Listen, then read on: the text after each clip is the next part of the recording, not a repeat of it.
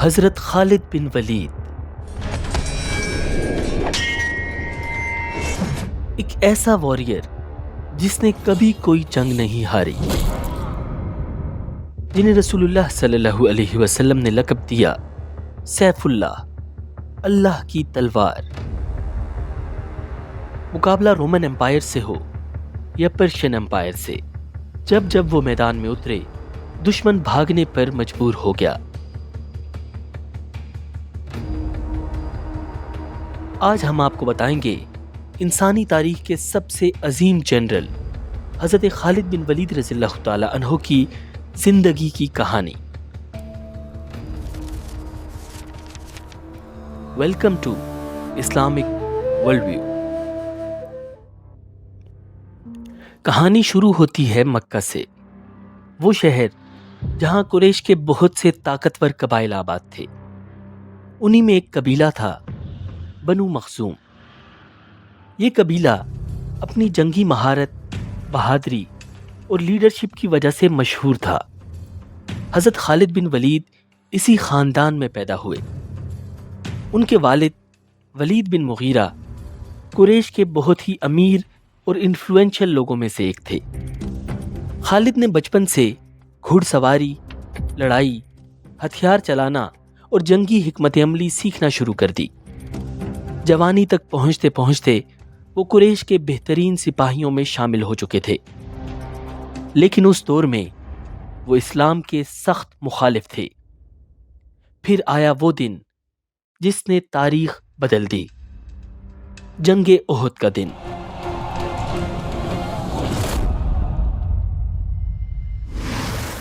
مسلمان اس جنگ میں جیت کے بہت قریب تھے۔ قریش میدان جنگ سے بھاگ رہے تھے، لیکن اچانک خالد بن ولید نے اپنے دستے کے ساتھ پہاڑ کے پیچھے سے مسلمانوں پر حملہ کر دیا۔ ایک ایسا حملہ جس کی مسلمانوں کو توقع ہی نہیں تھی۔ بہت سے صحابہ شہید ہوئے، صفیں ٹوٹ گئیں اور چند ہی لمحوں میں جنگ کا رخ بدل گیا۔ یہ وہ لمحہ تھا جب قریش میں خالد بن ولید ایک عظیم ہیرو بن گئے۔ لیکن دلچسپ بات یہ ہے کہ خالد خود اندر سے مطمئن نہیں تھے۔ ان کو ایک چیز مسلسل بے چین کر رہی تھی، وہ یہ کہ جوں جوں وقت گزرتا جا رہا تھا، اسلام تیزی سے پھیلتا جا رہا تھا اور مسلمان مزید سٹرونگ ہوتے جا رہے تھے۔ اب ان کے دل میں بہت سے سوالات جنم لے رہے تھے۔ کیا ان مسلمانوں کے ساتھ کوئی غیبی مدد ہے؟ کیا واقعی محمد اللہ کے رسول ہیں؟ یہی سوال ان کے دل و دماغ میں گونج رہے تھے، اور خالد اسی بے چینی کے ساتھ اپنی زندگی کے سب سے عظیم فیصلے کے قریب پہنچ رہے تھے۔ صلح حدیبیہ کو 1 برس بیت چکا تھا۔ معاہدے کے مطابق رسول اللہ صلی اللہ علیہ وسلم اپنے جانثاروں کے ساتھ عمرہ کے لیے مکہ میں داخل ہوئے۔ حضرت خالد بن ولید الجھے ذہن کے ساتھ مکہ سے نکل گئے تاکہ وہ شہر میں مسلمانوں کے داخلے کا منظر نہ دیکھ سکیں۔ مکہ میں 3 روز قیام کے دوران نبی اکرم صلی اللہ علیہ وسلم نے خالد بن ولید کے بھائی حضرت ولید رضی اللہ تعالی عنہ سے فرمایا، افسوس خالد میرے پاس نہیں آیا، اگر وہ آتا تو ہم اس کا پرتپاک خیر مقدم کرتے۔ خالد جیسے شخص کو اسلام سے دور نہیں رہنا چاہیے۔ ایک دوسری روایت کے مطابق رسول اللہ صلی اللہ علیہ وسلم نے حضرت خالد بن ولید کے قبول اسلام کے لیے دعا فرمائی تھی۔ حضرت ولید رضی اللہ تعالی عنہ نے اپنے بھائی کو بہت ڈھونڈا، لیکن ان کا کچھ پتہ نہ چلا۔ آخر حضرت ولید رضی اللہ تعالی عنہ نے اپنے بھائی کے نام ایک خط لکھ کر ایک شناسہ کے حوالے کیا اور درخواست کی کہ جب خالد آئیں تو یہ خط ان کو پہنچا دیا جائے۔ دوسری طرف حضرت خالد بن ولید کے دل کی کیا حالت تھی اور بھائی کے خط نے کیا کمال دکھایا، اس حوالے سے خود حضرت خالد بن ولید فرماتے ہیں، میں اکثر سوچا کرتا تھا کہ مجھے پیغمبر اسلام صلی اللہ علیہ وسلم کے خلاف ہر جنگ اور ہر محاذ پر ناکامی کیوں ہوتی ہے۔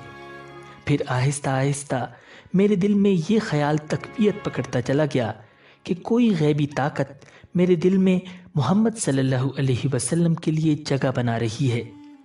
پیغمبر اسلام جب عمرہ کے لیے مکہ میں تشریف لائے تو میں وہاں سے نکل چکا تھا، جس پر میرے بھائی نے مجھے خط لکھا جس میں یہ تحریر تھا: مجھے تعجب ہے کہ تم اسلام سے اس قدر نفرت کرتے ہو، حالانکہ تمہارے جیسا عقل مند آدمی کبھی اسلام سے دور نہیں رہ سکتا۔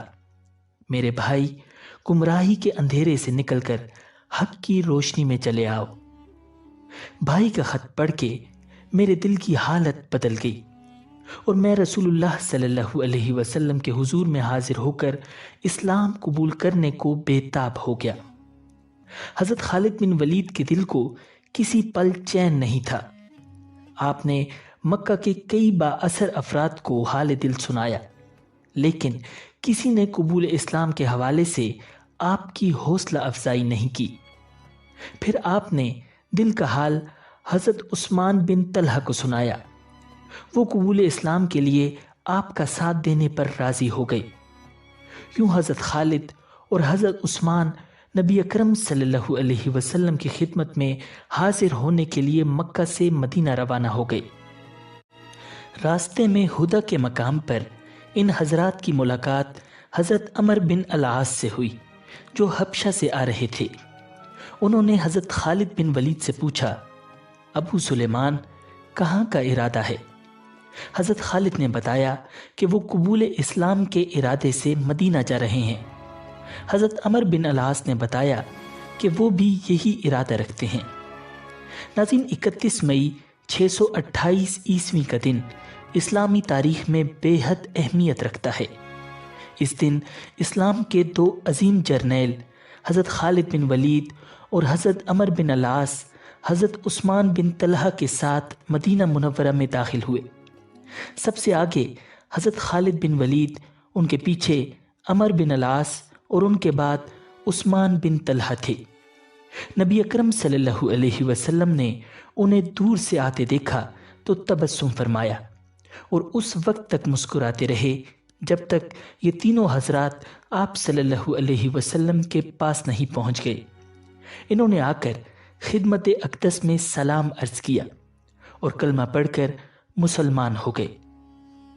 صلح حدیبیہ کے بعد رسول اللہ صلی اللہ علیہ وسلم نے دعوت و تبلیغ کا دائرہ عرب کے دور دراز علاقوں اور دیگر ممالک تک بڑھانے کا فیصلہ کیا۔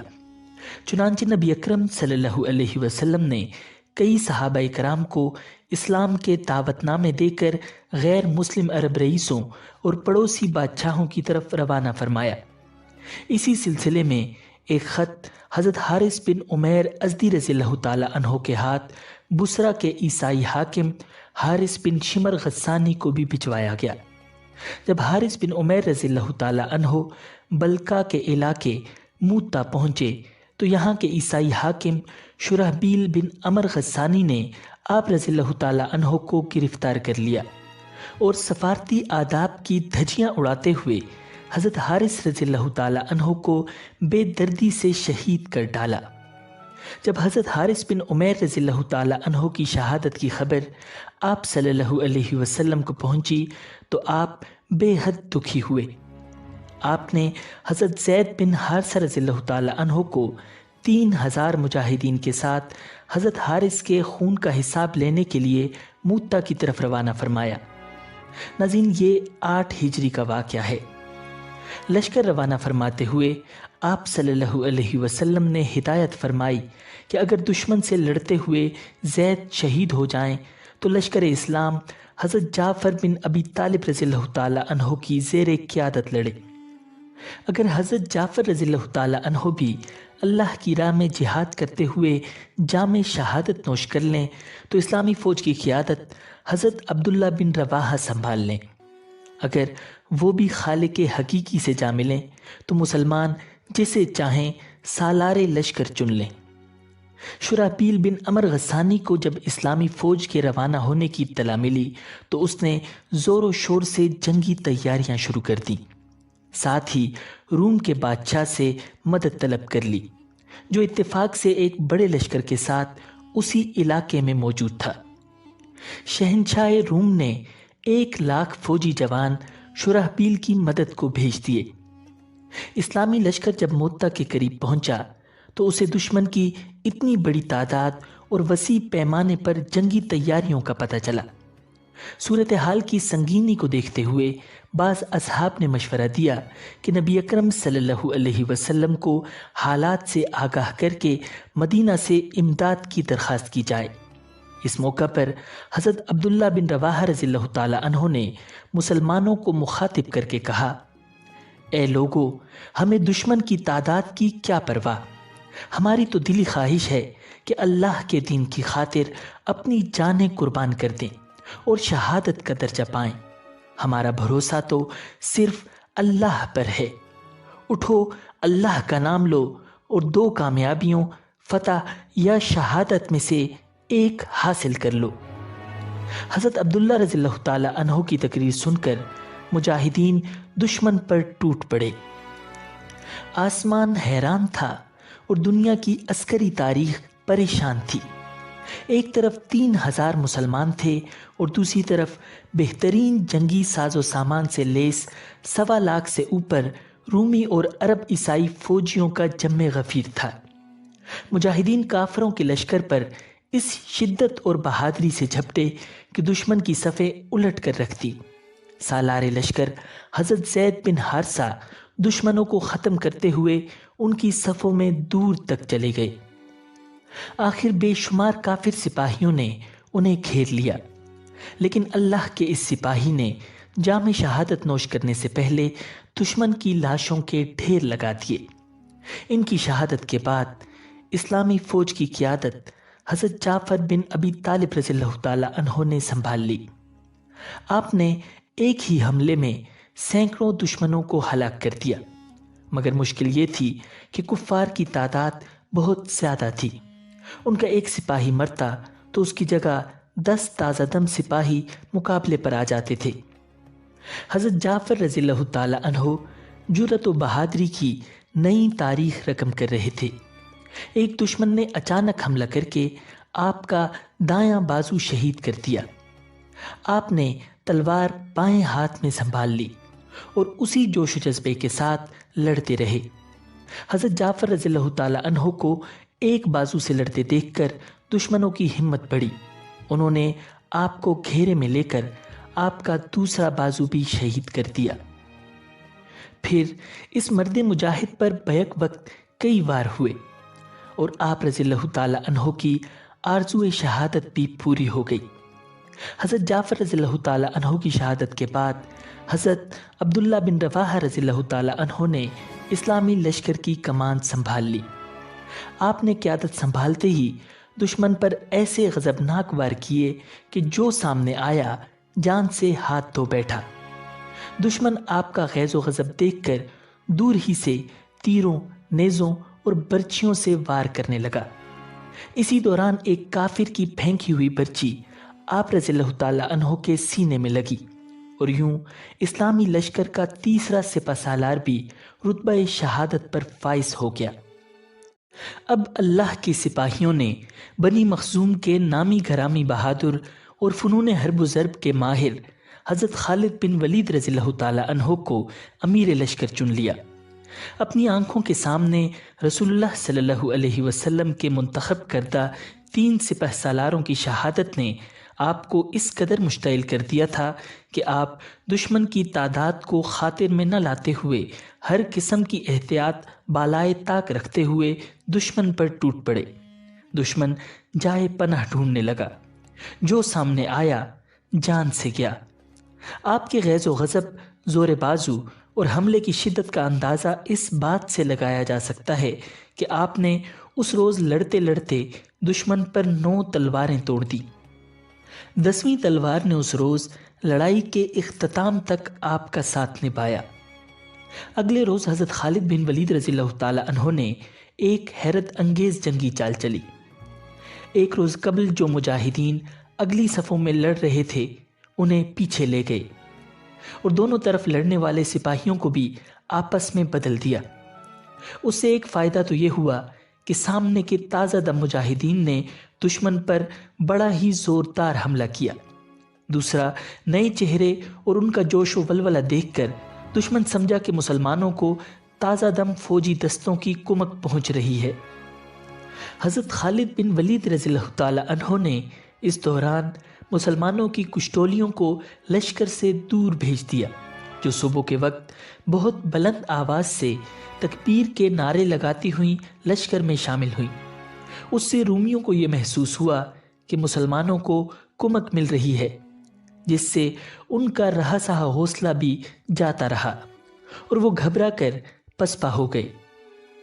ناظرین، ادھر موتا کے مقام پر تاریخ عالم کی حیرت انگیز جنگ جاری تھی، ادھر مدینہ منورہ میں رسول اللہ صلی اللہ علیہ وسلم چند صحابہ کرام کے ساتھ مسجد نبوی میں تشریف فرما تھے۔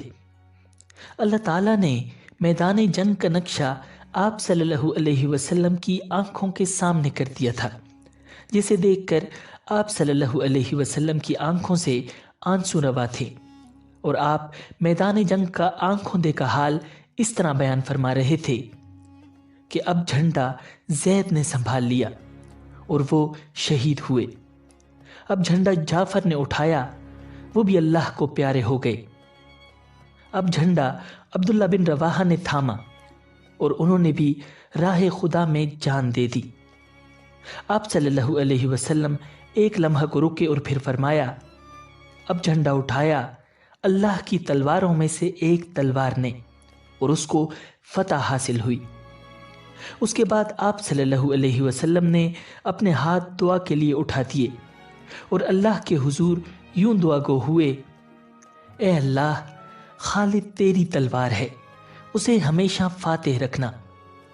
ناظرین، یہی وہ مارکہ حق و باطل تھا جس میں حضرت خالد بن ولید رضی اللہ تعالی عنہ نے اپنی بے مثال شجاعت، حیران کن جنگی حکمت عملی اور قیامت خیز تلوار بازی کے باعث رسول اللہ صلی اللہ علیہ وسلم سے سیف اللہ کا لقب پایا۔ ناظرین، مکہ کے گرد و نواح میں بہت سے بت کدے تھے، جن میں سب سے بڑا بت عزا کا تھا۔ عزا کو مشرکین طاقت اور خوشحالی کی دیوی جانتے تھے۔ مشرکین پتھر کی اس لاچار دیوی کے حضور طاقت کے حصول اور مالی آسودگی حاصل کرنے کے لیے چڑھاوے چڑھاتے اور گڑ گڑاتے تھے۔ عزا کا بت وادی نخلہ کے ایک معبد میں رکھا تھا، جو مکہ سے 10 میل دور واقع تھا۔ اس معبد کا انتظام بنو شیبان کے سپرد تھا۔ رسول اللہ صلی اللہ علیہ وسلم نے عزا کا بت توڑنے کے لیے حضرت خالد بن ولید رضی اللہ تعالی عنہ کو مقرر فرمایا۔ یوں آپ 30 فوجیوں کے ساتھ وادی نخلہ کی طرف روانہ ہوئے۔ حضرت خالد بن ولید رضی اللہ تعالی عنہ 25 رمضان المبارک کو اس معبد میں داخل ہوئے اور سامنے چبوترے پر رکھا عزا کا بت ایک ہی وار میں زمین بوس کر دیا، اور آپ صلی اللہ علیہ وسلم کی خدمت میں حاضر ہو کر خبر دی کہ عزا کو خاک میں ملا آیا ہوں۔ رسول اللہ صلی اللہ علیہ وسلم نے ارشاد فرمایا، نہیں خالد، تم عزا تک نہیں پہنچ سکے، واپس جاؤ اور اصلی بت کو توڑو۔ دراصل مشرکین نے طاقت کی دیوی کی حفاظت کے لیے 2 بت بنا رکھے تھے، ایک اصلی اور دوسرا نقلی۔ حضرت خالد بن ولید رضی اللہ تعالی عنہ آپ صلی اللہ علیہ وسلم کا حکم پا کر فوراً واپس پلٹ آئے۔ آپ کو واپس آتا دیکھ کر معبد کا پیروہت داسیوں سمیت بھاگ گیا۔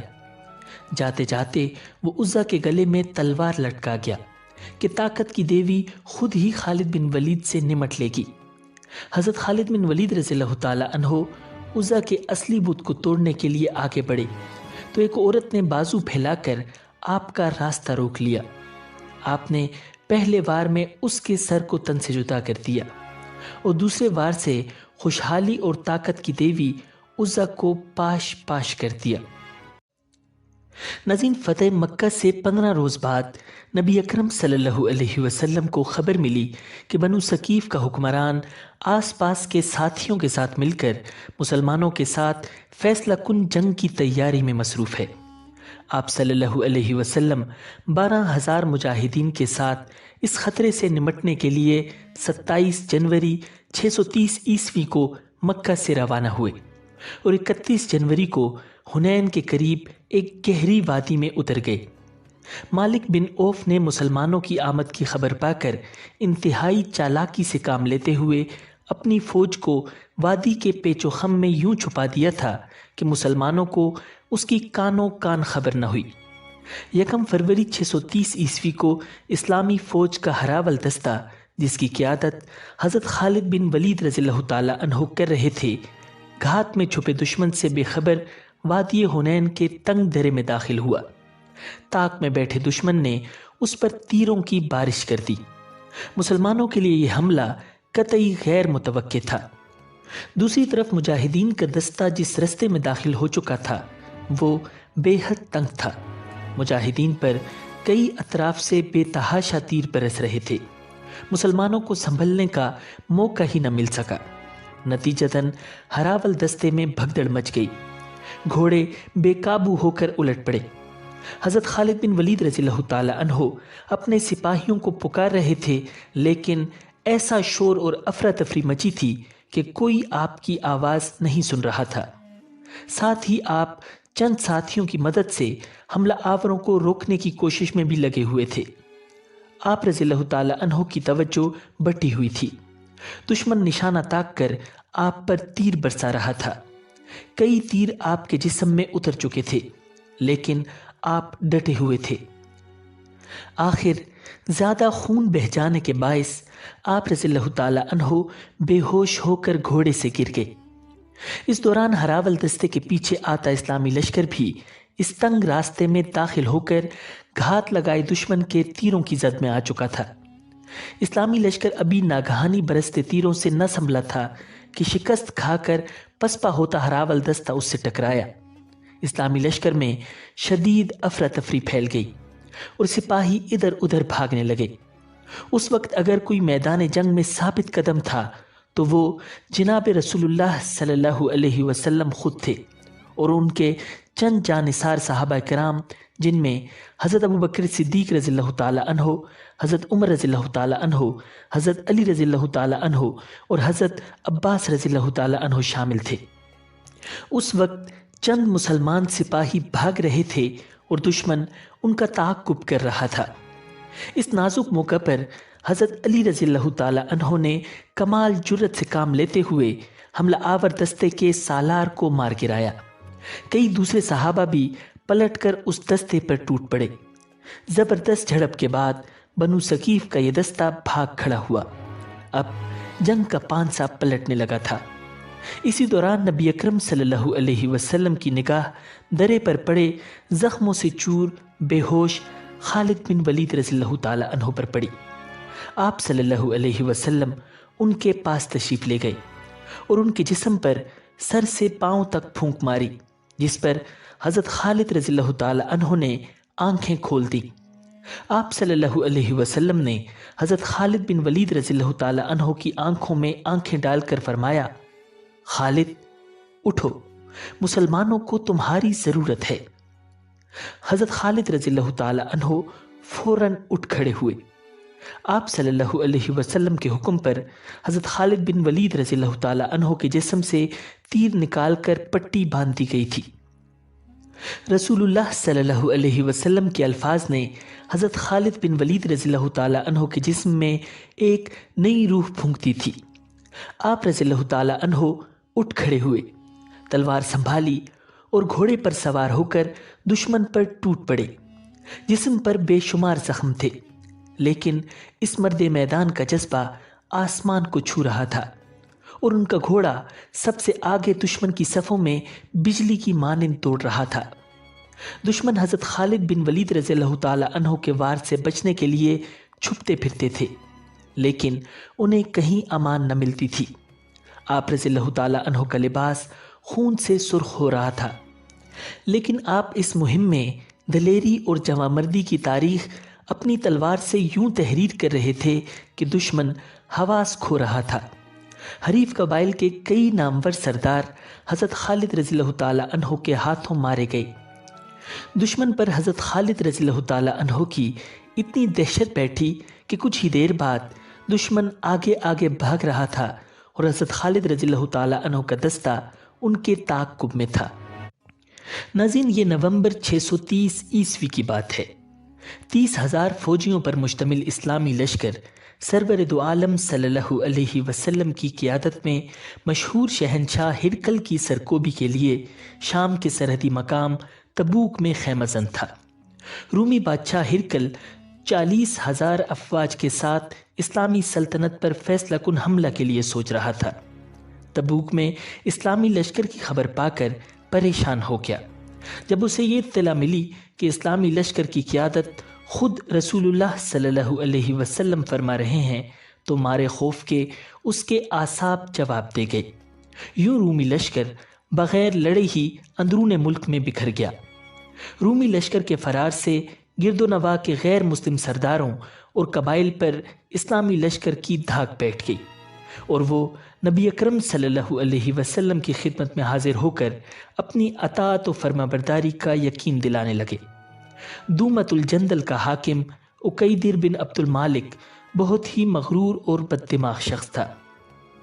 اس نے نہ صرف بارگاہ رسالت میں حاضری نہیں دی بلکہ آپ صلی اللہ علیہ وسلم کو دشمنی کا پیغام بھیجا۔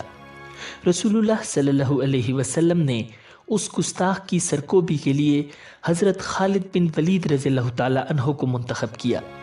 ساتھ ہی انہیں ہدایت فرمائی کہ عقیدر کو زندہ پکڑ کر لانا ہے۔ حضرت خالد بن ولید رضی اللہ تعالی عنہ فرمان نبوی کی تعمیل میں 400 سواروں کے ساتھ دومت الجندل کی طرف روانہ ہوئے۔ صحرائی راستہ بے حد دشوار گزار تھا۔ لوگ اس صحرا کو عبور کرنا موت کو دعوت دینے کے مترادف سمجھتے تھے۔ گرمی بلا کی تھی، پیاس سے جان نکلی جا رہی تھی۔ آپ رضی اللہ تعالی عنہ جذبہ عشق رسول صلی اللہ علیہ وسلم سے سرشار اپنے سواروں کی ہمت بتاتے اس صحرا کا سینہ چیرتے بڑے چلے جاتے تھے۔ آخر آپ کے عزم نے صحرا کو شکست دی اور آپ دومت الجندل کے نواح میں پہنچ گئے۔ یہاں سے شہر کی فصیل صاف نظر آ رہی تھی۔ آپ نے اپنے ساتھیوں کو رکنے کا حکم دیا اور خود ذہن میں عقیدر کو زندہ پکڑنے کے منصوبے سوچتے ہوئے چند سواروں کے ساتھ آگے بڑھ گئے۔ عین اسی وقت اللہ کا کرنا ایسا ہوا کہ شہر کا دروازہ کھلا اور شکار کا شوقین عقیدر چند سواروں کے ساتھ نمودار ہوا۔ حضرت خالد بن ولید رضی اللہ تعالی عنہ سمجھ گئے کہ ابھی عقیدر مجاہدین کی آمد سے بے خبر ہے اور رسول اللہ صلی اللہ علیہ وسلم کی پیشن گوئی کے مطابق شکار کے لیے نکلا ہے۔ آپ رضی اللہ تعالی عنہ نے انہیں آگے بڑھنے دیا۔ جیسے ہی یہ لوگ شکار میں مشغول ہوئے، حضرت خالد بن ولید رضی اللہ تعالی عنہ نے اس بد دماغ شکاری کو گھیر لیا۔ ابھی عقیدر صورتحال کو سمجھنے کی کوشش ہی کر رہا تھا کہ آپ نے اپنے گھوڑے کو ایڑ لگائی۔ گھوڑا طوفان کی طرح عقیدر کے گھوڑے کی طرف بڑھا اور حضرت خالد نے پلک جھپکتے میں عقیدر کو اس کے گھوڑے سے اچک لیا۔ شکاری خود شکار ہو گیا تھا۔ عقیدر کو باندھ کر اسی کے گھوڑے پر ڈال دیا گیا۔ پھر واپسی کا سفر شروع ہوا اور آخرکار حضرت خالد بن ولید رضی اللہ تعالی عنہ نے نبی اکرم صلی اللہ علیہ وسلم کی ہدایت کے مطابق عقیدر کو خدمت اقدس میں حاضر کر دیا۔ عقیدر نے اپنے رویے پر معافی مانگی۔ آپ صلی اللہ علیہ وسلم نے اسے اس شرط پر رہا کر دیا کہ وہ خود مدینہ میں حاضر ہو کر شرائط صلح پیش کرے گا۔ رسول اللہ صلی اللہ علیہ وسلم نے یہاں چند روز مزید قیام فرمایا اور دسمبر 630 عیسوی میں مدینہ واپس تشریف لے آئے۔ ناظرین، حضور صلی اللہ علیہ وسلم کے وصال کا وقت مسلمانوں کے لیے بہت ہی کٹھن تھا۔ ایک طرف تو صحابہ کرام آپ صلی اللہ علیہ وسلم کی جدائی کے غم سے نڈھال تھے اور دوسری طرف طرح طرح کی سازشیں اور فتنے منظر عام پر آنے لگے تھے۔ ناظرین، کئی قبائل جن کا ایمان ابھی پختہ نہیں تھا یا پھر انہوں نے دل سے اسلام قبول نہیں کیا تھا، نبی اکرم صلی اللہ علیہ وسلم کے وصال کی خبر سن کر مرتد ہو گئے تھے۔ بہت سے لوگوں نے جھوٹی نبوت کا دعویٰ کر لیا تھا۔ کوئی زکوٰۃ دینے سے انکاری تھا تو کوئی دیگر ارکان اسلام سے فرار حاصل کرنا چاہتا تھا۔ غرض ہر طرف افراتفری کا عالم تھا۔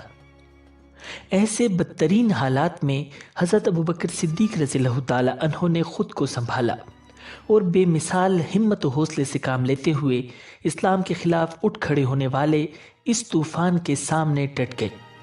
آپ رضی اللہ تعالی عنہ نے اسلام دشمنوں، فسادیوں اور نبوت کے جھوٹے دعوے داروں سے نمٹنے کے لیے 11 لشکر تشکیل دیے، جن میں سب سے پہلے لشکر کے سپہ سالار حضرت خالد بن ولید رضی اللہ تعالی عنہ تھے۔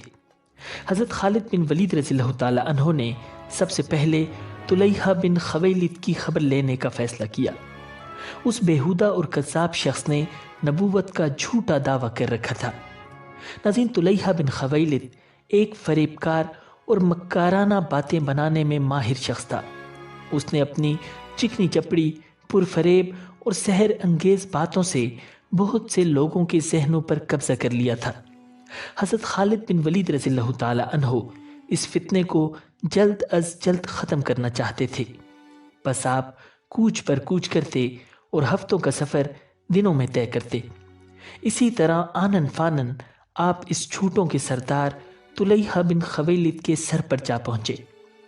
حضرت خالد بن ولید رضی اللہ تعالی عنہ کی طلیحہ بن خویلد اور اس کے حواریوں کے ساتھ کئی لڑائیاں ہوئیں۔ یہ بڑے ڈھیٹ لوگ ثابت ہوئے، ادھر شکست کھا کر بھاگتے، ادھر پھر سے جمع ہو کر مقابلے پر آ جاتے۔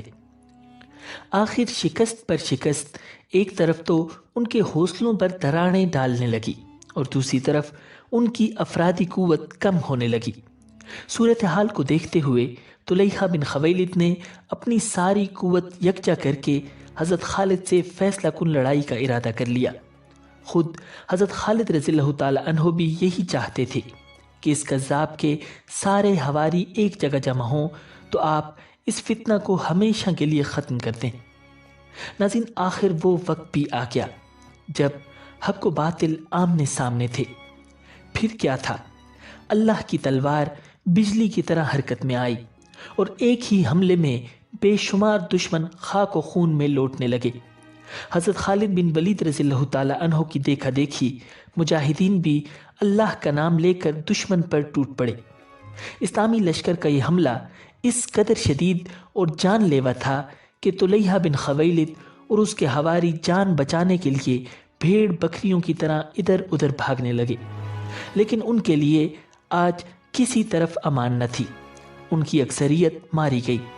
طلیحہ بن خویلد خود حضرت خالد بن ولید رضی اللہ تعالی عنہ کے ہاتھوں ذلت آمیز شکست کھا کر جان بچانے کے لیے شام کی طرف بھاگ نکلا۔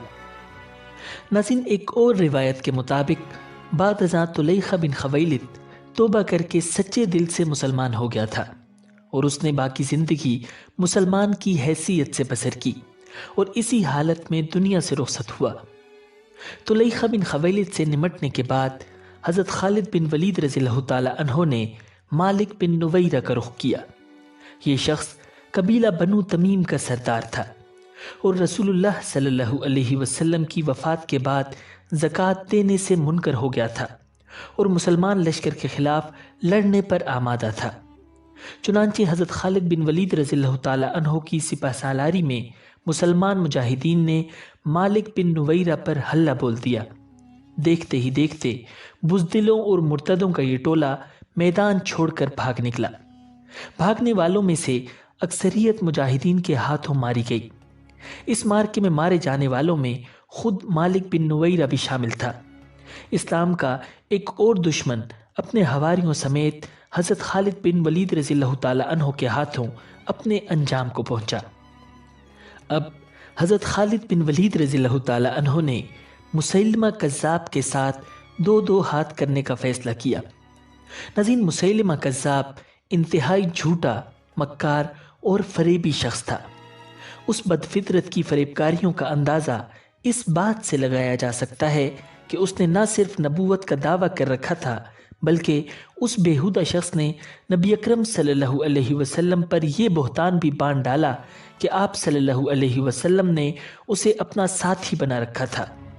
اس نے اپنا ایک باقاعدہ لشکر تشکیل دے لیا جو نہ صرف تعداد کے لحاظ سے ایک بڑا لشکر تھا بلکہ جدید اور وافر جنگی سامان سے بھی لیس تھا۔ اصل میں اس کذاب کی سرکوبی کے لیے خلیفہ اول حضرت ابوبکر صدیق رضی اللہ تعالی عنہ نے حضرت اکرمہ رضی اللہ تعالی عنہ کو مقرر کیا تھا اور ان کی مدد کے لیے حضرت شرحبیل رضی اللہ تعالی عنہ کو روانہ کیا تھا۔ ساتھ ہی یہ ہدایت کی تھی کہ حضرت شرحبیل کے پہنچنے سے پہلے مسیلمہ کذاب کے ساتھ جنگ نہ چھیڑی جائے، لیکن حضرت اکرمہ رضی اللہ تعالی عنہ نے جوش میں آ کر حضرت شرحبیل کے آنے سے قبل ہی مسیلمہ کذاب کی فوج پر حملہ کر دیا۔ ایک تو حضرت اکرمہ رضی اللہ تعالی عنہ کے پاس فوجیوں کی تعداد بہت کم تھی، دوسرے وہ بہت زیادہ جنگی تجربہ بھی نہیں رکھتے تھے، جس کی وجہ سے حضرت اکرمہ کو مسیلمہ کذاب کے ہاتھوں شکست کا سامنا کرنا پڑا۔ بالکل یہی غلطی حضرت شرحبیل رضی اللہ تعالی عنہ نے دہرائی اور حضرت خالد بن ولید رضی اللہ تعالی عنہ کے پہنچنے سے پہلے ہی دشمن سے جا ٹکرائے۔ اس لڑائی کا نتیجہ بھی شکست کی صورت میں ہوا۔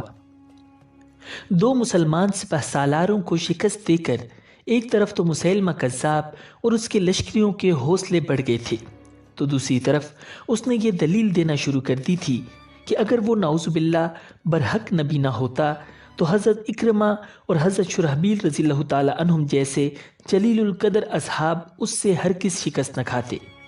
اس کا نتیجہ یہ نکلا کہ سادہ لوگ اس کذاب کے جھانسے میں آسانی سے آنے لگے، جن کی بدولت اس کی فوجی اور سیاسی قوت بڑھنے لگی تھی۔ اب اس کذاب کے فتنے کا فوری خاتمہ بہت ضروری ہو گیا تھا۔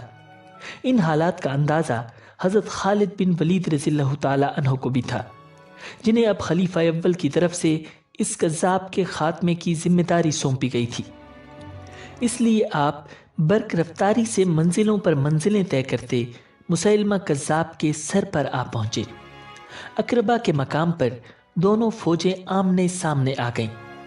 جب مسیلمہ کذاب کو حضرت خالد بن ولید رضی اللہ تعالی عنہ کے آنے کی خبر ہوئی تو وہ 40,000 فوجیوں کے ساتھ میدان جنگ میں اترا۔ حضرت خالد بن ولید رضی اللہ تعالی عنہ نے ایک اونچی جگہ پر اپنے لشکر کو روک لیا، یہاں سے آپ دشمن پر اچھی طرح نظر رکھ سکتے تھے۔ مسیلمہ کذاب نے اپنے لشکر کو 3 حصوں میں تقسیم کر دیا۔ دائیں حصہ کی سپہ سالاری نہار الرجال کے سپرد کی، بائیں حصے کا سردار حکم بن طفیل کو مقرر کیا، جبکہ قلب کی قیادت خود سنبھال لی اور جنگ کے لیے تیار ہو گیا۔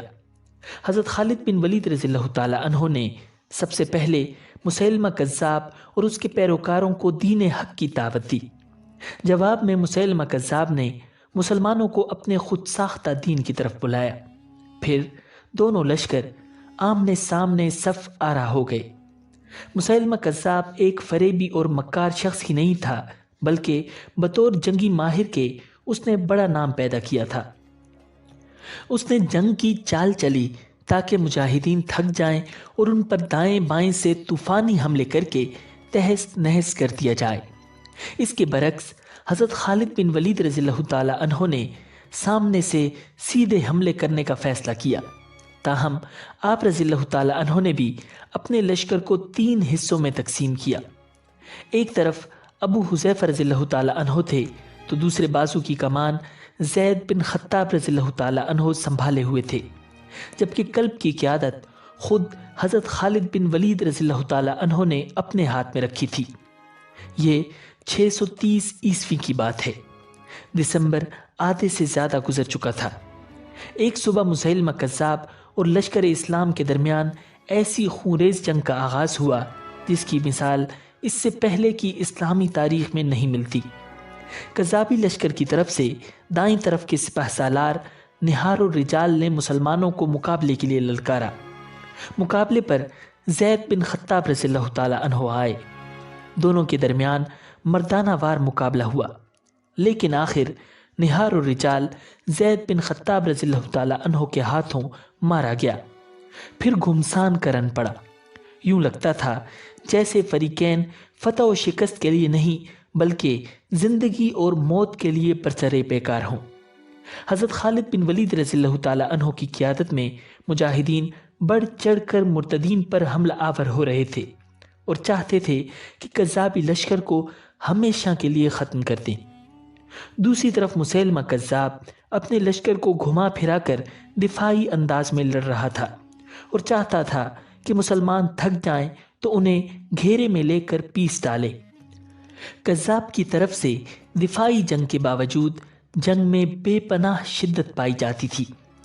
जमीन खून से सुर्ख हो रही थी। जमीन पर जा बजा लाशें बिखरे पड़े थे या जख्मी पड़े आहो बुका में मसरूफ थे। मुजाहिदीन चूंकि तादाद में कलील थे, उन्होंने जारहाना हिकमत अमली अपना रखी थी, इसलिए उन पर आहिस्ता आहिस्ता थकन गालिब आने लगी। मुसैलमा कज़्ज़ाब इसी लम्हे के इंतज़ार में था। उसने ताज़ा दम दस्ते जंग में भेज दिए, जो यकायक दिफाई जंग छोड़कर मुजाहिदीन पर जारहाना हमले करने लगे। कज़्ज़ाबी लश्कर के ताज़ा दम दस्तों ने थके हारे मुजाहिदीन पर बेपनाह दबाव बढ़ा दिया था। लश्कर इस्लाम हमलों की शिद्दत से पसपा होने लगा था। मुसलमानों की पसपाई की वजह सिर्फ ये नहीं थी कि वो तादाद में कम थे और लड़ते लड़ते थक चुके थे। तारीख गवाह है कि मुसलमानों ने ऐसी बेशुमार जंगें लड़ी थीं जिनमें दुश्मन की तादाद उनसे कई गुना ज़्यादा थी, लेकिन मुजाहिदीन ने अल्लाह के फजल से उन्हें शिकस्त फाश दी थी। इस बार पसपाई की एक बड़ी वजह लश्कर इस्लाम में इख्तलाफ का पैदा होना था। उस मौका पर मुहाजिरीन और अंसार इस बहस में पड़ गए थे कि उनमें से ज़्यादा बहादुर कौन है। ये वो नाजुक वक्त था कि इस्लामी लश्कर दुश्मन की ताकत से ज़्यादा अपनी नाइत्तेफाकी के बायस तबाही के दहाने पर पहुंच चुका था। दुश्मन का दबाव मुसलसल बढ़ रहा था और इस्लामी लश्कर में शिकस्त के आसार पैदा होना शुरू हो गए थे। हज़रत साबित बिन कैस रज़ियल्लाहु ताला अन्हो, हज़रत ज़ैद बिन ख़त्ताब रज़ियल्लाहु ताला अन्हो और हज़रत खज़ीका रज़ियल्लाहु ताला अन्हो जैसे बहादुर और नामवर जंगजू जुर्रत व बहादुरी की नई तारीख रकम करते हुए जाम शहादत नोश कर चुके थे। इस लम्हे वो शख्स आगे बढ़ा जिसके बारे में अरब कहा करते थे कि वो जंग का पांसा पलटने और हारी हुई जंग जीतने में बेमिसाल है।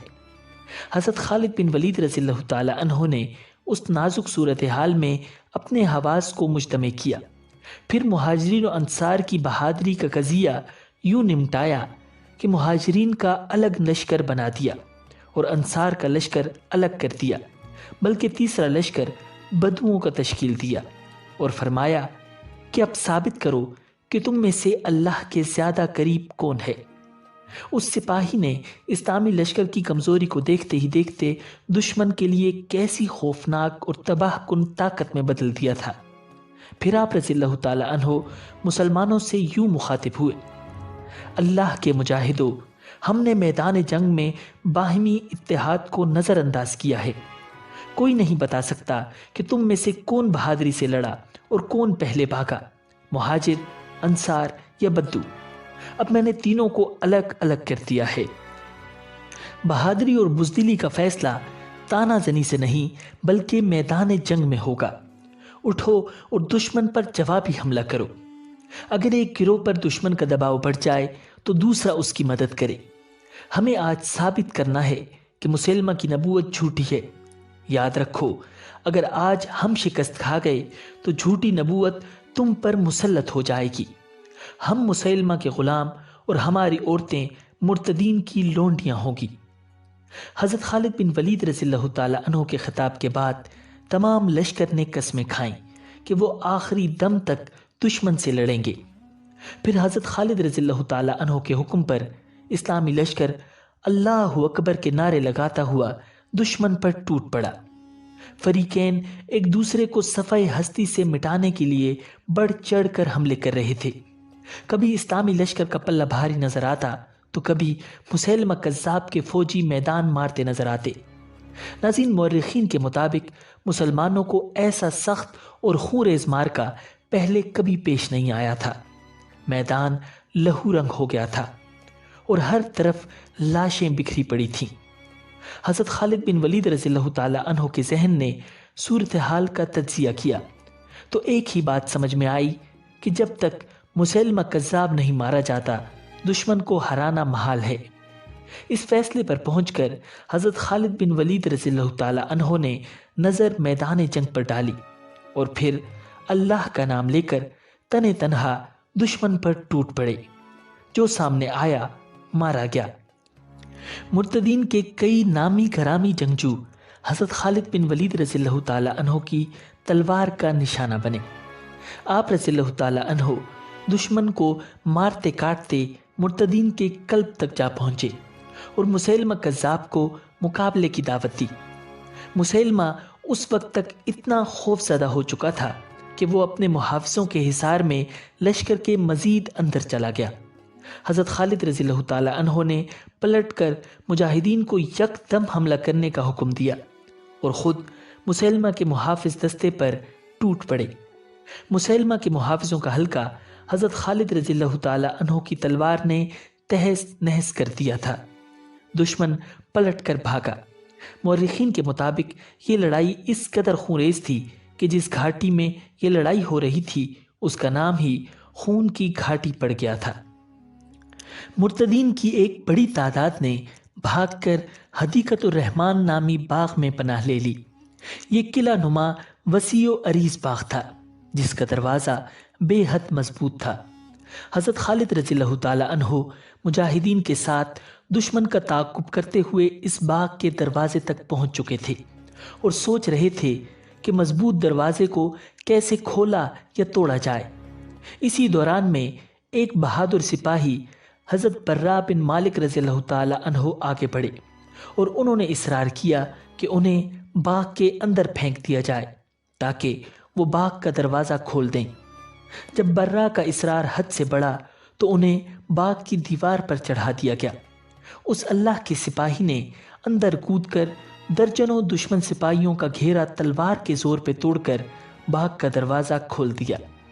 پھر اسلامی لشکر سیلاب کی مانند باغ میں داخل ہو گیا۔ یہاں مرتدین اس کثرت سے مارے گئے کہ اس باغ کا نام حدیقۃ الموت پڑ گیا تھا۔ اب مسیلمہ کذاب کو اپنی موت صاف نظر آ رہی تھی۔ وہ اپنے چند محافظوں کے ساتھ باغ سے بھاگ نکلنے کی کوشش میں وحشی بن حرب کی برچھی کا نشانہ بن کر شدید زخمی ہو گیا۔ کذاب اپنے پیٹ سے برچھی نکالنے کی کوشش کر رہا تھا کہ حضرت ابو دجانہ رضی اللہ تعالی عنہ نے آگے بڑھ کر تلوار کے ایک ہی وار سے اس کا سر تن سے جدا کر دیا، جسے دیکھ کر مرتدین کا بچا کچا لشکر بھی سر پر پاؤں رکھ کر بھاگ کھڑا ہوا، اور یوں تاریخ اسلام کی خونریز ترین جنگ ختم ہو گئی، جو حضرت خالد بن ولید رضی اللہ تعالی عنہ کے فوجی کارناموں میں ایک یادگار کارنامے کا اضافہ کر گئی۔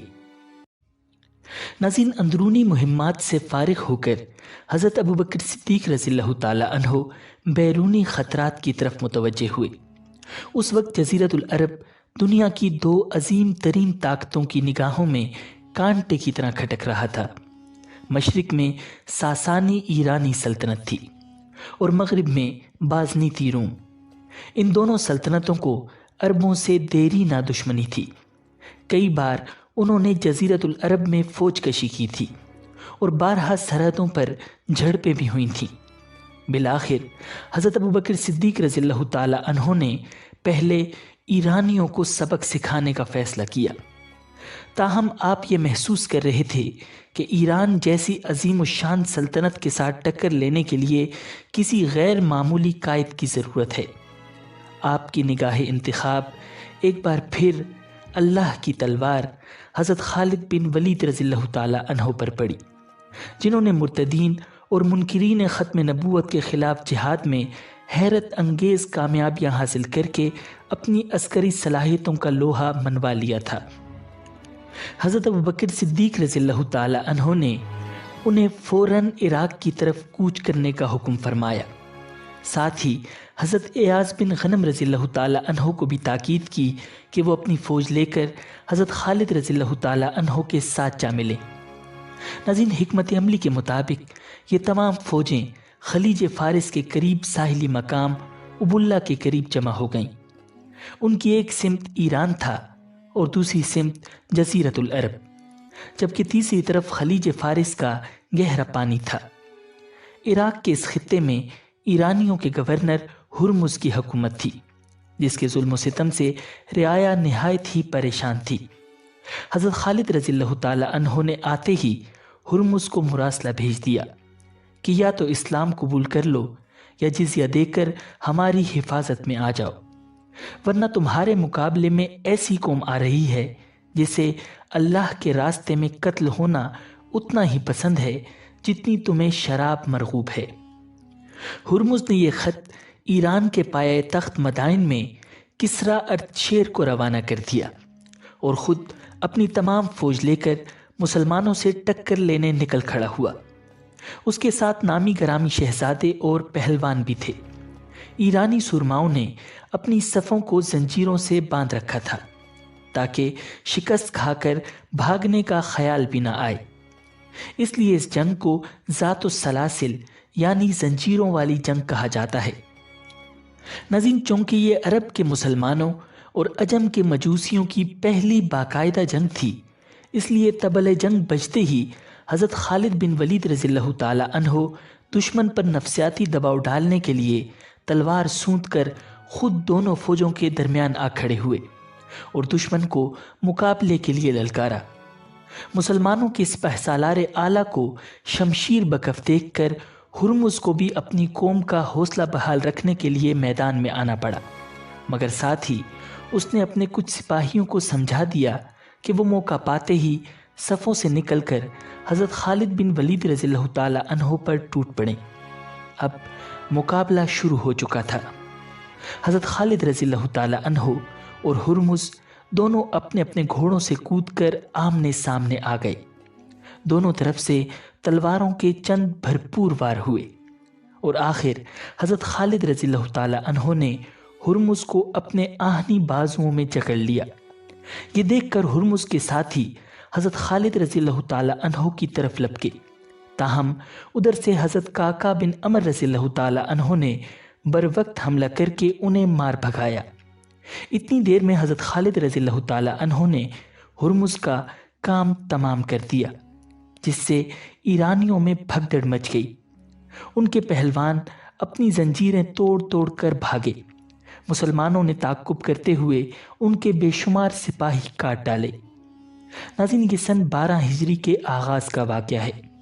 سرحدات عجم کی اس پہلی فتح کی خوشخبری مال غنیمت کے 5ویں حصے کے ساتھ دربار خلافت بھیج دی گئی۔ اس دوران دربار ایران سے ایک نامور جرنیل کارن کی کمان میں ہرمز کی مدد کے لیے کمک بھیج دی گئی تھی۔ یہ فوج راستے میں تھی کہ ہرمز کی شکست خوردہ فوج آتے ہوئے ملی، جس نے اپنے اوپر پڑنے والی آفت کی خبر دی۔ کارن یہ سن کر خوف زدہ ہو گیا اور وہیں سنی کے مقام پر پڑاؤ ڈال دیا۔ ادھر حضرت خالد بن ولید رضی اللہ تعالی عنہ نے اپنی فوج کو آگے بڑھایا اور ایرانیوں پر حلہ بول دیا۔ حریف فوج یہاں بھی جم کر نہ لڑ سکی۔ کارن مارا گیا اور اس کے 30,000 سپاہی بھی موت کے گھاٹ اتر گئے۔ ایرانی دربار میں اس رسوا کن شکست کی خبر پہنچی تو 2 سپہ سالار اندرزگر اور بہمن جادویہ ایک لشکر جرار لے کر مسلمانوں سے انتقام لینے روانہ ہوئے۔ سفر سن 12 ہجری میں ولجہ کے مقام پر مسلمانوں اور مجوسیوں میں بڑی خونریز جنگ ہوئی۔ حضرت خالد رضی اللہ تعالی عنہ نے اپنی فوج کا کچھ حصہ گرد و نواح کی نشیبی زمین میں چھپا دیا تھا۔ جب دونوں فریق لڑتے لڑتے تھک گئے تو مسلمانوں کی اس تازہ دم فوج نے یکایک دھاوا بول دیا۔ ایرانی اس غیر متوقع حملے سے بدحواس ہو کر بھاگ نکلے۔ ان کا سردار اندرزگر فرار ہوتے ہوئے پیاس کی شدت سے مر گیا۔ ناظرین، عراق کی سرحدوں پر آباد قبیلے بکر بن وائل کے عیسائی عرب ایرانی سلطنت کے حامی تھے اور ولجہ کی جنگ میں انہوں نے ایرانیوں کی مدد کی تھی۔ حضرت خالد رضی اللہ تعالی عنہ نے انہیں سبق سکھانا ضروری سمجھا اور دریائے فرات کی طرف پیش قدمی کی۔ عرب عیسائی ایرانی سپہ سالار جابان کے لشکر میں شامل ہو کر مقابلے پر نکل آئے۔ حضرت خالد رضی اللہ تعالی عنہ نے یہاں بھی دشمنوں کو مبارزت کی دعوت دی۔ نامور عیسائی جنگجو مالک بن قیس مقابلے میں آیا اور حضرت خالد رضی اللہ تعالی عنہ کے ہاتھوں مارا گیا۔ اس کے بعد عام مارکہ ہوا جس میں 70,000 ایرانی اور عیسائی عرب قتل ہوئے۔ ان کی خیمہ گاہ امغیشیا میں تھی، جہاں ساز و سامان، اسلحے اور جانوروں کا بہت بڑا ذخیرہ جمع تھا۔ دشمن خوف کی وجہ سے یہ سب کچھ چھوڑ چھاڑ کر بھاگ نکلا۔ حضرت خالد رضی اللہ تعالی عنہ نے جب اس مال غنیمت پر قبضہ کر کے 5واں حصہ مدینہ منورہ بھیجا تو مال و دولت کے یہ انبار دیکھ کر لوگ حیران رہ گئے۔ حضرت ابوبکر صدیق رضی اللہ تعالی عنہ بے ساختہ کہہ اٹھے، کوئی ماں خالد جیسا بیٹا نہیں جن سکتی۔ ناظرین، دریائے فرات کے قریب ہیرا عیسائی عربوں کا قدیم مرکز تھا۔ لشکر اسلام نے آگے بڑھ کر اس کا محاصرہ کر لیا۔ شہر کے لوگ مقابلے سے عاجز آ گئے تو اپنے ایک رئیس عمر بن عبد المسیح کو صلح کی بات چیت کے لیے بھیج دیا۔ حضرت خالد رضی اللہ تعالی عنہ نے اس سے پوچھا، جنگ چاہتے ہو یا امن؟ وہ بولا، امن۔ غرض اہل ہیرا نے 1,90,000 درہم سالانہ پر صلح کر لی۔ ناظرین، یہ ربیع الاول سن 12 ہجری کا واقعہ ہے۔ مسلمانوں نے مقامی باشندوں کے ساتھ بڑی کشادہ دلی کا معاملہ کیا۔ یہ سلوک دیکھ کر گرد و نواح کے زمینداروں اور رئیسوں نے بھی جزیہ دینا قبول کر کے مسلمانوں کی ماتحتی اختیار کر لی۔ ناظرین، ان پے در پے شکستوں کے بعد ایرانیوں نے اپنے سپہ سالار بہمن جادویہ کو مسلمانوں سے مقابلے کے لیے نااہل سمجھ کر ہٹا دیا تھا اور اس کی جگہ بہرام چوبی کو مقرر کر دیا تھا۔ بہرام نے مسلمانوں سے بدلہ لینے کے لیے اپنے بیٹے مہران کو لشکر دے کر بھیجا، جس نے شمالی عراق کے علاقے عین التمر میں پڑاؤ ڈال دیا۔ اس کی مدد کے لیے ایک عیسائی عرب سردار عقبہ بن ابی عقبہ بھی قبائلیوں کی فوج لے کر پہنچ گیا۔ حضرت خالد رضی اللہ تعالی عنہ نے بھی شمال کی طرف پیش قدمی کی اور انبار سمیت راستے کی بستیوں کو فتح کرتے ہوئے دشمن کے مقابلے میں عین التمر پہنچ گئے۔ اب جنگ شروع ہو چکی تھی۔ حضرت خالد رضی اللہ تعالی عنہ نے بذات خود عیسائی سردار عقبہ پر حملہ کر دیا اور اسے جکڑ لیا۔ یہ دیکھ کر دشمنوں کے قدم اکھڑ گئے اور ان کی بڑی تعداد نے فرار ہو کر ایک قلعے میں پناہ لی، جبکہ مہران خوف زدہ ہو کر بھاگ نکلا۔ حضرت خالد رضی اللہ تعالی عنہ نے قلعے کا محاصرہ کر کے اسے بزور قوت فتح کیا اور دشمنوں کا کام تمام کر کے چھوڑا۔ اس دوران جزیرۃ العرب کے شمال میں دومت الجندل کے علاقے میں بھی عرب عیسائی قبائل بنو غسان، بنو تنوخ اور بنو کلب مسلمانوں کے خلاف جتھہ بندی کر رہے تھے۔ حضرت ابوبکر صدیق رضی اللہ تعالی عنہ نے ان کی سرکوبی کے لیے حضرت ایاز بن غنم رضی اللہ تعالی عنہ کو مقرر فرمایا تھا، لیکن حضرت ایاز بن غنم رضی اللہ تعالی عنہ دومت الجندل کی مہم میں بری طرح پھنسے ہوئے تھے۔ اس شہر کو زیر کرنے کے لیے ان کی ہر کوشش ناکام رہی تھی۔ آخر تنگ آ کر حضرت ایاز رضی اللہ تعالی عنہ نے حضرت خالد بن ولید رضی اللہ تعالی عنہ کو مدد کے لیے پکارا۔ جب حضرت خالد بن ولید رضی اللہ تعالی عنہ کو حضرت ایاز کا پیغام ملا، وہ مدائن پر حملے کا سوچ رہے تھے، لیکن اب ایاز رضی اللہ تعالی عنہ کی مدد ناگزیر تھی۔ کچھ دیر سوچ بچار کے بعد حضرت خالد رضی اللہ تعالی عنہ نے جواب بھیجا، ایاز ذرا صبر کرو، تلواریں لہراتے دستے برق رفتاری سے تمہاری مدد کے لیے پہنچ رہے ہیں۔ پھر حضرت خالد بن ولید رضی اللہ تعالی عنہ 6,000 منتخب سواروں کے ساتھ دومت الجندل کی طرف کوچ کر گئے۔ اللہ کے سپاہیوں کا یہ مختصر سا لشکر ہوا سے باتیں کرتا ہوا صرف 10 روز میں عقیدر بن مالک کے سر پر پہنچ گیا۔ ناظرین، یہ وہی عقیدر بن مالک تھا جس نے رسول اللہ صلی اللہ علیہ وسلم کے دور میں بھی اکڑ دکھائی تھی، اور آپ صلی اللہ علیہ وسلم کے حکم پر حضرت خالد بن ولید رضی اللہ تعالی عنہ اسے زندہ پکڑ کر بارگاہ رسول میں پیش کر چکے تھے۔ اس وقت اس نے اپنے رویے پر معذرت کر کے اطاعت قبول کر لی تھی، لیکن نبی اکرم صلی اللہ علیہ وسلم کے اس دنیا سے پردہ فرمانے کے بعد یہ گستاخ پھر سے مسلمانوں کے خلاف ہو گیا تھا۔ دومت الجندل میں اس وقت عقیدر بن مالک کے لشکر کے علاوہ بڑے بڑے عیسائی قبائل اور بت پرستوں کے جنگجو بھی بھاری تعداد میں موجود تھے۔ عقیدر بن مالک کو جب حضرت خالد بن ولید رضی اللہ تعالی عنہ کی آمد کا پتہ چلا تو وہ خوف زدہ ہو گیا۔ اس نے جودی بن ربیہ اور دیگر سالاروں کو مشورہ دیا کہ خالد کا جنگی مہارت میں جواب نہیں اور فتح ہمیشہ اس کے قدم چومتی ہے، اس لیے مناسب یہ ہے کہ مسلمانوں سے صلح کر لی جائے۔ لیکن جودی اور اس کے دیگر سالاروں کا چونکہ کبھی حضرت خالد رضی اللہ تعالی عنہ سے پالا نہیں پڑا تھا، اس لیے وہ جنگ کرنے پر اڑے رہے۔ عقیدر نے جب یہ رنگ دیکھا تو ایک طرف نکل گیا، مگر راستے میں ایک مسلمان کے ہاتھوں مارا گیا۔ جودی بن ربیہ قبائل کو مزید جوش دلا رہا تھا۔ اب وہ دو حصوں میں تقسیم ہو کر حضرت خالد رضی اللہ تعالی عنہ اور حضرت ایاز بن غنم رضی اللہ تعالی عنہ کی فوجوں سے الگ الگ سمتوں میں لڑنے کے لیے نکلے۔ گمسان کی جنگ کے بعد عیسائیوں کو دونوں محاذوں پر شکست ہوئی۔ جودی گرفتار ہو گیا اور باقی عیسائی پسپا ہو کر قلعہ بند ہو گئے۔ تاہم حضرت خالد رضی اللہ تعالی عنہ نے اس قلعے کو بھی بزور شمشیر فتح کر کے ہی دم لیا۔ اس طرح عرب نصرانیوں کی طاقت پارا پارا ہو گئی۔ اب حضرت خالد بن ولید رضی اللہ تعالی عنہ واپس ہیرا کی طرف پلٹے، جہاں اجمی سیاستدان اور عرب عیسائی سردار اثر نو طاقت جمع کر کے جنگ کی آگ بھڑکا رہے تھے۔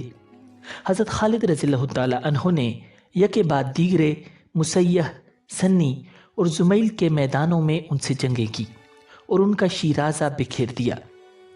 ناظرین، فراس شام، عراق اور ریاست ہیرا کی سرحدوں کا سنگم ہونے کی وجہ سے نہایت اہم مقام تھا۔ ذوالقعدہ سن 14 ہجری میں حضرت خالد رضی اللہ تعالی عنہ نے اسے فتح کرنے کے لیے فوج مرتب کی۔ شام کے رومی، عراق کے اجمی اور ہیرا کے عیسائی قبائل میں سے کوئی یہ برداشت نہیں کر سکتا تھا کہ اتنا اہم علاقہ مسلمانوں کے قبضے میں آئے۔ اس لیے جب اسلامی لشکر یہاں پہنچا تو ایرانیوں اور عیسائی عربوں کے ساتھ ساتھ رومی افواج بھی مسلمانوں کے مقابلے کے لیے شانہ بشانہ کھڑی تھیں۔ دونوں فوجوں کے درمیان دریائے فرات حائل تھا۔ حضرت خالد رضی اللہ تعالی عنہ نے حریف کو دریا پار کرنے کا موقع دیا۔ یہاں ایک نہایت خونریز جنگ کے بعد اتحادیوں کی ہمت جواب دے گئی۔ جب وہ فرار ہوئے تو دریائے فرات کی موجوں کے سوا کوئی راستہ نہیں تھا۔ نتیجہ یہ نکلا کہ قریب قریب ساری اتحادی فوج ماری گئی، کم و بیش 1,00,000 افراد قتل ہوئے۔ ناظرین، اس شاندار فتح کے بعد حضرت خالد بن ولید رضی اللہ تعالی عنہ پر اچانک حج بیت اللہ کا شوق غالب آ گیا، جس میں صرف 2 ہفتے باقی رہ گئے تھے۔ چونکہ اسلامی لشکر کے سپہ سالار کی محاذ جنگ سے غیر حاضری سے سپاہیوں پر منفی اثر پڑ سکتا تھا، اس لیے حضرت خالد بن ولید رضی اللہ تعالی عنہ نے اپنا ارادہ کسی پر ظاہر نہ ہونے دیا اور خفیہ طور پر نہایت تیز رفتاری سے صحرائے عرب عبور کرتے ہوئے مکہ جا پہنچے۔ مناسک حج ادا کر کے آپ اسی تیزی سے واپس عراق پہنچ گئے اور کسی کو کانوں کان خبر نہ ہوئی۔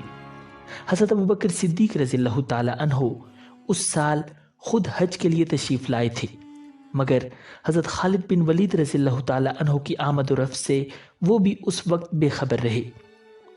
مدینہ واپس پہنچ کر معلوم ہوا تو حضرت خالد رضی اللہ تعالی عنہ کو اپنے مکتوب میں تحریر فرمایا: خبردار، آئندہ ایسا خطرہ مول نہ لینا، خیال رکھنا کہ تمہارے اندر خود پسندی کا مادہ پیدا نہ ہونے پائے، ورنہ نقصان ہوگا۔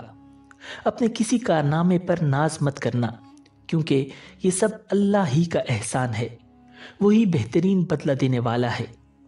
اس کے ساتھ ہی آپ نے حضرت خالد رضی اللہ تعالی عنہ کو فوری حکم جاری کیا کہ وہ عراق چھوڑ کر شام کی سرحدوں پر پہنچ جائیں، کیونکہ اب وہاں سخت جنگوں کا وقت آ گیا تھا اور حضرت خالد سیف اللہ رضی اللہ تعالی عنہ کی وہاں زیادہ ضرورت تھی۔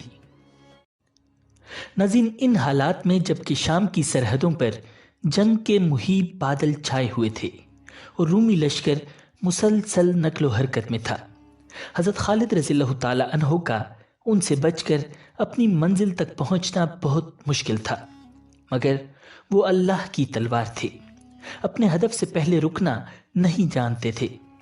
انہوں نے عراق کی آدھی فوج کے ساتھ جو 9,000 مجاہدین پر مشتمل تھی، ہیرا سے شمال مغرب کی طرف کوچ کرتے ہوئے ایک ایسا صحرائی راستہ اختیار کیا جسے عبور کرنے کا کسی کو وہم و گمان تک نہیں ہو سکتا تھا۔ یہ صحرا کراکر سے سوا تک پھیلا ہوا تھا اور رومی فوجیں اس کے جنوب مغرب میں سرحدوں کی ناکہ بندی کیے موجود تھیں۔ اس صحرا میں نہ کوئی چشمہ تھا، نہ نخلستان۔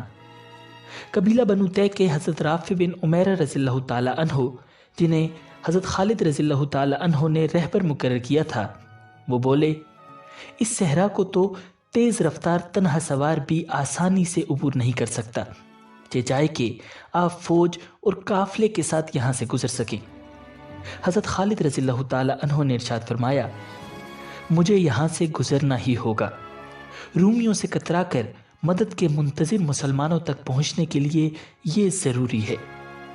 ناظرین، حضرت خالد رضی اللہ تعالی عنہ نے سپاہیوں کو حکم دیا کہ وہ اونٹوں کو خوب سیراب کر لیں اور جتنا ہو سکے پانی ساتھ لے لیں۔ اب صحرا کا دشوار گزار سفر شروع ہو گیا تھا۔ گرمی کی شدت اور سخت پیاس کی وجہ سے آخر پانی ختم ہو گیا۔ گھوڑے پیاس سے نڈھال ہونے لگے تو اونٹوں کو ذبح کر کے ان کے کوہانوں میں محفوظ رطوبت انہیں پلائی گئی۔ 5ویں دن قافلے کا دم لبوں پر تھا۔ رہبر حضرت رافع بن عمیرہ رضی اللہ تعالی عنہ کی آنکھیں بیماری کی وجہ سے دکھ رہی تھیں۔ وہ بمشکل صحرا کی وسعتوں پر نگاہ دوڑا رہے تھے، مگر کچھ سجائی نہ دیتا تھا۔ آخرکار وہ قافلے کو ایک سمت لے جا کر کہنے لگے، دیکھو، کہیں ایسا درخت نظر آتا ہے جیسے بیٹھا ہوا آدمی ہو؟ جواب ملا، نہیں۔ وہ بولے، پھر تو تم بھی ختم اور میں بھی، دیکھو، دوبارہ غور سے دیکھو۔ تب اچانک کسی شخص نے پکار کر کہا، ہاں، ایک درخت کا کٹا ہوا تنا دکھائی دے رہا ہے۔ حضرت رافع رضی اللہ تعالی عنہ نے وہاں جا کر کہا، اس کی جڑ میں کھدائی کرو۔ لوگوں نے کھدائی کی تو نیچے سے ایک چشمہ جاری ہو گیا۔ حضرت خالد رضی اللہ تعالی عنہ حیران تھے کہ حضرت رافع رضی اللہ تعالی عنہ کو یہاں پانی کے امکانات کا اندازہ کیوں کر ہوا۔ انہوں نے پوچھا تو وہ بولے، میں صرف ایک بار بچپن میں والدین کے ساتھ یہاں سے گزرا تھا، تب اس درخت کے پاس چشمہ بہا کرتا تھا۔ ناظرین، یہ قافلہ سیراب ہو کر آگے بڑھا اور 5ویں دن صحیح سلامت موت کی وادی سے نکل کر اس خاموشی سے شام کی حدود میں داخل ہو گیا کہ دشمن کو کانوں کان خبر نہ ہوئی۔ شام پہنچتے ہی حضرت خالد بن ولید رضی اللہ تعالی عنہ نے مسلمانوں کی ایک بڑی کمزوری کا اندازہ کیا، وہ یہ کہ اب تک انہوں نے کوئی شہر یا قلعہ فتح نہیں کیا تھا۔ حضرت خالد رضی اللہ تعالی عنہ نے محسوس کیا کہ جب تک ایک محفوظ پناہ گاہ کے طور پر کوئی فصیل بند شہر زیر نگی نہ ہو، شام میں قدم جمانا ممکن نہیں۔ چنانچہ انہوں نے اپنے رستے میں آنے والے سب سے پہلے شہر بصرہ کے سامنے خیمے گاڑ دیے۔ اس دوران دیگر اسلامی قائدین کی فوجیں بھی مدد کے لیے پہنچ گئی۔ اہل شہر نے جزیہ دینا قبول کر کے ہتھیار ڈال دیے اور شہر مصالحت کے ساتھ فتح ہو گیا۔ اب حضرت خالد بن ولید رضی اللہ تعالی عنہ اور دیگر قائدین اسلام نے اجنا دین کا رخ کیا، جہاں حضرت عمر بن عاص رضی اللہ تعالی عنہ کے مقابلے میں ہرقل کا بھائی 90,000 سپاہیوں کے ساتھ موجود تھا۔ ناظرین، یہ علاقہ فلسطین کی بستی رملہ اور بیت جبرین کے درمیان واقع تھا۔ جنگ سے پہلے رومیوں کے سپہ سالار نے ایک عرب جاسوس کو مسلمانوں کی خیمہ گاہ میں بھیجا۔ اس نے واپس آ کر یہ رپورٹ پیش کی، باللیل رہبان و بالنہار فرسان، رات کو عبادت گزار، دن کو شاہ سوار۔ ساتھ ہی اس نے کہا، ان میں قانون کی بالادستی اتنی ہے کہ اگر ان کے حکمران کا بیٹا بھی چوری کرے تو اس کا ہاتھ کاٹ دیا جائے گا، اگر بدکاری کرے تو اسے بھی سنگسار کیا جائے گا۔ یہ سن کر رومی سپہ سالار نے کہا، تو پھر ان سے لڑنے سے زمین میں زندہ دفن ہونا بہتر ہے، کاش مجھے ان سے لڑنا نہ پڑتا۔ ناظرین، آخر 27 جمادی الاولیٰ سن 13 ہجری کو اجنادین کے میدان میں نہایت گھمسان کی جنگ ہوئی۔ مسلمانوں کے تمام امرائے فوج نے متفقہ طور پر حضرت خالد رضی اللہ تعالی عنہ کو سپہ سالار اعلیٰ بنا لیا تھا۔ اس لیے حضرت عمر بن عاص، حضرت یزید بن سفیان، حضرت شرحبیل بن حسنہ اور حضرت ابو عبیدہ بن جراح رضی اللہ تعالی عنہم سمیت تمام اکابر انہی کی کمان میں لڑ رہے تھے۔ آخرکار رومیوں کو شکست فاش ہوئی، ہرکل کا بھائی تزارک مارا گیا اور میدان جنگ مسلمانوں کے ہاتھ رہا۔ حضرت خالد رضی اللہ تعالی عنہ نے رومیوں کو سنبھلنے کا موقع نہیں دیا اور بڑی تیزی سے پوری فوج کو لے کر شمال کی طرف بڑھتے چلے گئے، یہاں تک کہ یرموک تک جا پہنچے، جہاں اب ہرکل کی بہت بڑی فوج سے مقابلہ ناگزیر تھا۔ ناظرین، یرموک کے میدان میں شام کے محاذ کے تمام مسلمان جمع ہو گئے تھے، جن کی مجموعی تعداد 36,000 تھی۔ دوسری طرف رومی 2,40,000 کا لشکر جرار لے کر مقابلے پر آ چکے تھے۔ انہوں نے اپنی خیمگاہ کو گہری خندقوں کے ذریعے محفوظ بنا لیا تھا۔ اب تک مسلمانوں کے تمام امرائے لشکر اپنے اپنے سپاہیوں کے ساتھ الگ الگ دستوں کی شکل میں تھے اور ان کا خیال یہی تھا کہ اسی طرح اپنی اپنی فوجوں کی امتیازی شکل باقی رکھتے ہوئے لڑیں گے، مگر حضرت خالد بن ولید رضی اللہ تعالی عنہ کی دور رس نگاہوں نے موجودہ صورتحال میں اس ترتیب کے خطرناک نتائج کا اندازہ لگا لیا تھا اور مجلس مشاورت میں صحابہ کرام کو خطاب کر کے کہا، رومیوں کے منظم اور متحدہ لشکر کے مقابلے میں اس طرح الگ فوجوں کی شکل برقرار رکھتے ہوئے لڑنا درست نہیں ہے۔ اب ہم ایک فوج بن کر ایک ہی امیر کی کمان میں لڑیں گے۔ ہاں، قیادت کا موقع سب کو دیا جائے، ایک دن ایک شخص امیر ہو، اگلے دن دوسرا، اور اگر آپ حضرات اجازت دیں تو پہلے دن مجھے امیر بننے دیجیے۔ حضرت خالد رضی اللہ تعالی عنہ نے یہ درخواست اس لیے کی تھی کہ آپ رومیوں کی جنگی ترتیب کو سمجھ کر اس کا جوابی منصوبہ سوچ چکے تھے۔ سب نے خوشی سے آپ کو قیادت کی اجازت دے دی۔ ناظرین، اگلے دن دونوں لشکر میدان میں نکلے تو رومیوں کی صف بندی اس شان و شوکت کی تھی کہ جو دیکھتا دنگ رہ جاتا تھا، مگر دوسری طرف جب مسلمانوں کی صفوں پر نگاہ جاتی تو آنکھوں پر یقین نہ آتا کہ یہ جزیرۃ العرب کی فوج ہے۔ حضرت خالد بن ولید رضی اللہ تعالی عنہ نے اسلامی فوج کو 36 حصوں میں بانٹ کر ان کی علیحدہ علیحدہ صفیں قائم کر دی تھیں۔